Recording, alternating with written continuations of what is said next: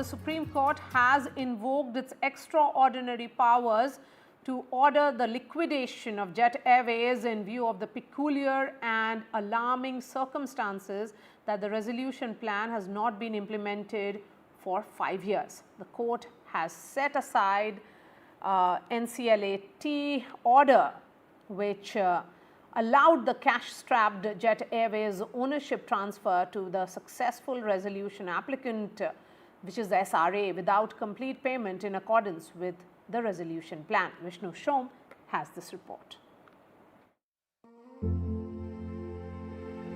It appears to be the end of the road for one of India's marquee brands, Jet Airways, an airline that took on Air India to offer world-class domestic and international services right until it went bankrupt in 2019 after its debt exceeded 7,500 crores.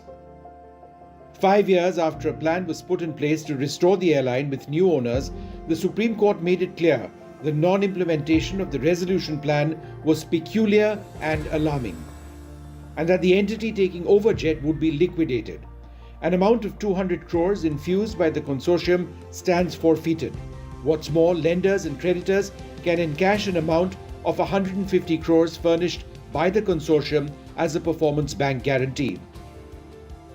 The Supreme Court also held that an earlier order of the National Company Law Appellate Tribunal, or NCLAT, that allowed the performance bank guarantee to be used as the first tranche of repayment to creditors and others was in flagrant disregard of previous Supreme Court orders and perverse.